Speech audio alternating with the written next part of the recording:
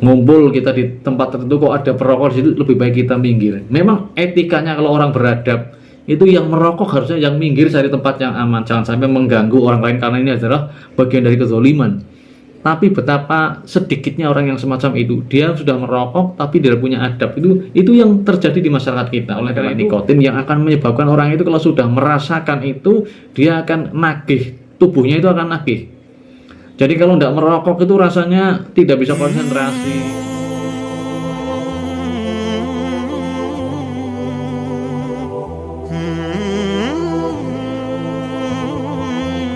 Assalamualaikum warahmatullahi wabarakatuh. Alhamdulillah teman-teman sekalian, pada kesempatan kali ini saya berjumpa lagi dengan teman-teman dalam channel Makes Mudah, materi kesehatan mudah. Melanjutkan materi yang pernah saya sampaikan tentang jenis-jenis rokok, maka pada kesempatan kali ini akan saya sampaikan tentang kandungan yang ada di dalam sebatang rokok. Kenapa kita perlu tahu? Agar kita lebih mantap, lebih paham apa sih yang terdapat di dalam rokok, kok katanya rokok bisa menyebabkan berbagai macam gangguan kesehatan. Yang pertama perlu saya sampaikan bahwa rokok itu mengandung namanya aseton. Ini adalah salah satu zat untuk menghapus cat kuku. Nah ini kalau Anda punya istri yang pernah pakai itu ya, ini hukumnya haram, tidak boleh kalau cat ya, karena menghalangi air wudhu. Atau anak mungkin mainan itu bisa dihapus, kitek dihapus dengan namanya aseton. Itu zat itu ada di dalam rokok walaupun tidak kelihatan ya. Kalau kita beli untuk menghapus cat atau kitek kan bentuknya cair, dioleskan di sini bisa dihapus dengan kapas atau kasa. Nah kalau di rokok enggak, itu jelas, tapi itu ada di dalamnya. Kemudian zat lain yang ada adalah namanya naptilamin. Ini adalah zat karsinogenik ya, zat kimia yang bisa mencetuskan kanker. Kemudian ada lagi metanol. Ini salah satu bahan untuk membuat bahan bakar roket. Wah, ya prosentasenya sangat kecil, jadi tidak kelihatan. Tapi ada, kalau dicek secara keilmuan, secara ilmiah akan tampak ya oleh para ahli tentu saja. Kemudian ada yang namanya piren. Ini adalah pelarut di dalam bidang industri. Ini juga zat yang sangat tidak sehat bagi tubuh. Kemudian ada dimetil nitrosamin. Ini juga zat pencetus kanker atau karsinogenik. Kemudian ada naptalin. Ini adalah zat yang biasa digunakan oleh ibu rumah tangga, yaitu kapur barus. Jadi ada bagian dari kapur barus, walaupun sekian persen kecil banget, ada di dalam sebatang rokok. Kemudian ada juga namanya kadmium yang dipakai untuk bahan aki mobil. Kemudian ada juga karbon monoksida. Ini adalah zat yang keluar dari knalpot kendaraan ya. Kalau Anda naik sepeda motor keluar asap warna hitam, itu yang keluar itu karbon monoksida. Di antaranya itu, dan di dalam asap rokok, di dalam rokok itu akan keluar zat tersebut.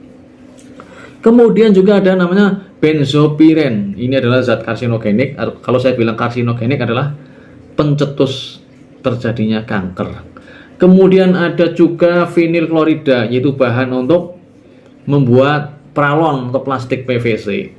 Kemudian ada juga zat yang namanya hidrogen cyanid. Ini racun yang bisa dipakai untuk seseorang melakukan tindakan bunuh diri atau membunuh orang ya. Ini zat berbahaya untuk hukuman mati misalnya. Ini pakai diantaranya adalah racun hidrogen cyanida.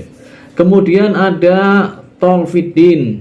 Ini adalah zat karsinogenik. Ada amonia, tahu ya, bau pesing itu amoniak ya kita bahasanya. Ini adalah salah satu bahan untuk pembersih lantai diantaranya itu, atau membuat pupuk urea. Ini juga ada zat namanya amonia. Kemudian juga ada namanya uretan, ini zat karsinogenik. Kemudian ada tolfen, pelarut industri. Ada arsenik, ini juga bahan berbahaya yang biasa digunakan untuk racun semut. Nah, yang ada pada kapur putih, kapur semut itu diantaranya ada yang namanya arsenik. Ini juga bahan berbahaya yang bisa menyebabkan kematian pada seseorang kalau dikonsumsi ya. Nah, di rokok itu ada, walaupun kecil banget.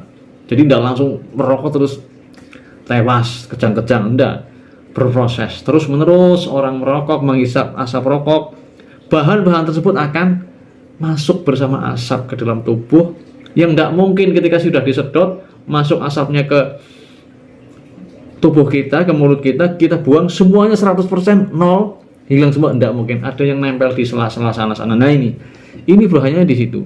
Jadi tidak bisa berjalan lah rokok kan dibuang asapnya, tidak bisa seperti itu, karena tidak mungkin asap yang Anda hisap itu akan keluar seluruhnya secara total bersih sekali, itu enggak, pasti akan ada yang nempel di tubuh Anda, bagian yang Anda itu menghisap rokok ya. Jadi bagian-bagian rongga-rongga pernapasan akan ketempelan, akan tertempel benda-benda zat tadi.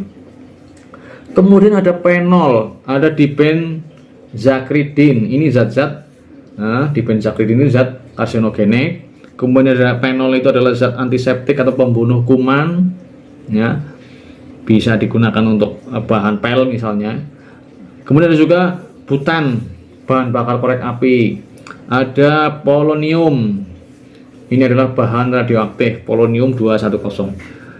Dan juga bahan-bahan lain, diantaranya ya, di dalam sebatang rokok itu masih banyak sekali. Jadi ada 4000 jenis senyawa kimia, 400 zat berbahaya, dan 43 zat penyebab kanker atau karsinogenik. Ini bukan kata saya, tapi berdasarkan penelitian para ahli kesehatan yang ahli di bidangnya. Dan memang banyak sekali orang-orang yang sakit paru-paru, sakit pernapasan, kemudian bahkan mengalami gangguan kanker dari rokok diantaranya.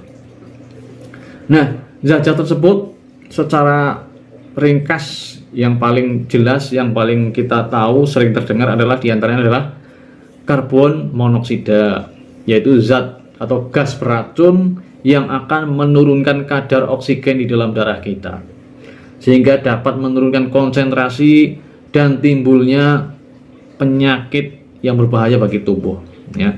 Karena konsentrasi oksigen di dalam darah berkurang, maka menyebabkan seseorang itu kekurangan oksigen yang ke jari-jari, ke jaringan-jaringan tubuh orang yang merokok.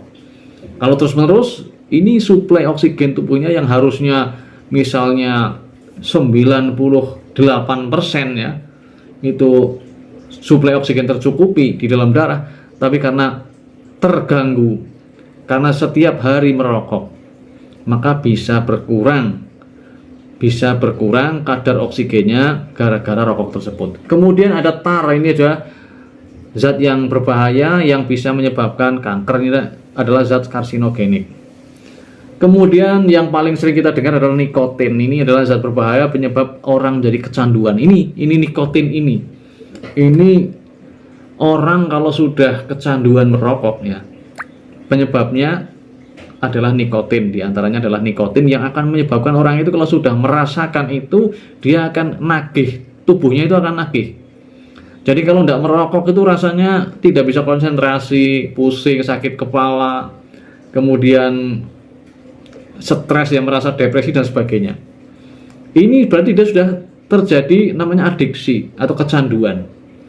Untuk memulihkan butuh waktu, harus beberapa lama dia tidak merokok baru akan kembali. Jadi kalau dia sudah mengalami tidak nyaman, rasanya itu pusing, kemudian tidak bisa konsentrasi, ini adalah efek kecanduan nikotin tersebut. Dia akan merasa nyaman kembali ketika sudah disumbeli atau sudah menghisap rokok.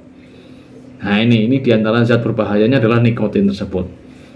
Nah, teman-teman sekalian, itulah yang bisa saya sampaikan pada kesempatan kali ini tentang kandungan yang terdapat di dalam sebatang rokok ya. Jadi cukup banyak yang bisa kita serap pada penjelasan kesempatan kali ini. Mudah-mudahan bisa menjadikan wawasan bagi kita untuk berhati-hati agar diri kita tidak bermudah-mudahan di dalam menghisap atau bergaul yang menyebabkan kita menghisap rokok. Kalau ada orang merokok di sekitar kita, ngumpul kita di tempat tertentu kok ada perokok di situ, lebih baik kita minggir. Memang etikanya kalau orang beradab itu yang merokok harusnya yang minggir cari tempat yang aman, jangan sampai mengganggu orang lain karena ini adalah bagian dari kezaliman. Tapi betapa sedikitnya orang yang semacam itu, dia sudah merokok tapi dia punya adab, itu yang terjadi di masyarakat kita. Oleh karena itu kita sebagai orang yang sehat dalam berpikir, sehat dalam beradab dan sebagainya, kita mending ngalah kadang seperti itu. Kalau kita mengingatkan bisa diterima, itu harapan kita. Misalnya kita duduk di bis berdua, satunya merokok, kita ingatkan bisa diterima, itu bagus. Tapi kadang mereka justru nyolot ya, menjawab dengan bahasa-bahasa yang sangat tidak mengenakan ya. Jadi hampir sebagian orang itu ketika diingatkan untuk tidak merokok di dekat kita, malah dia itu bukannya minta maaf, kadang malah menjawab dengan jawaban yang sangat tidak mengenakan ya. Insya Allah akan kita bahas lebih detail tentang cara-cara komunikasi kepada orang yang merokok, insya Allah ya. Mudah-mudahan tidak kelewat ini, karena ini termasuk hal yang penting ya. Itulah yang bisa saya sampaikan, mudah-mudahan bermanfaat. Apabila ada kekurangan saya mohon maaf. Dalam pengucapan kata-kata asing tadi mungkin ada hal-hal yang tidak pas, saya mohon maaf. Cendrawasih berupa Papua, terima kasih dan sampai jumpa. Wassalamualaikum warahmatullahi wabarakatuh.